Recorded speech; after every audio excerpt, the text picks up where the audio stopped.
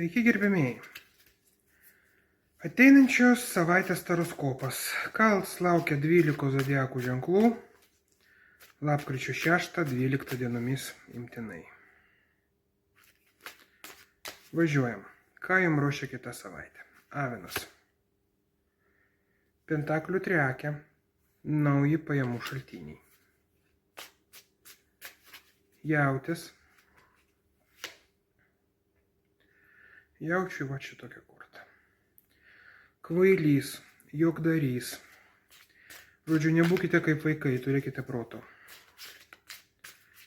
Dvyniai. Dvyniam labai sunkus darbas ir labai didelis kliūtis. Vėžys. Vėžiui naujienos iš finansų fronto. Liūtas. Liūtui mažų indėlių, didelės pajamos.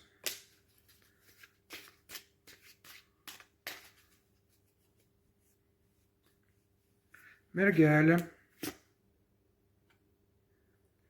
Mergelė perversta Vėzdų devynakę. Diskomfortas visame kame. Svarstyklės. Imperatorienė. Tai yra jėga, valdžia bei globa.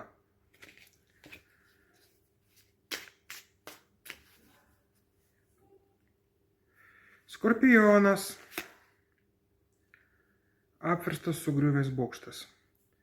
Galite būti despotizmo auka. Šaulys. Šauliui kelionė. Vėzdų riteris. Ožiaragis. Ožiaragių skyrybos gresia.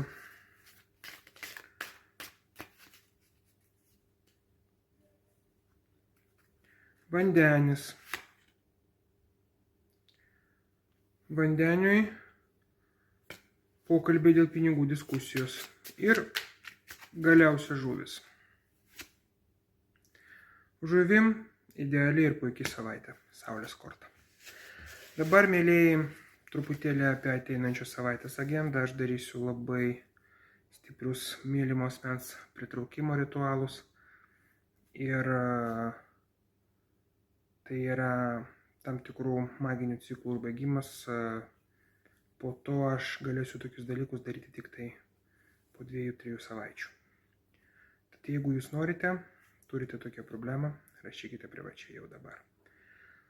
Dėkite patiktukus ir kaip visada, prenumeruokite mano kanalą, jeigu iki šiol nesate jau užsiprenumeravę.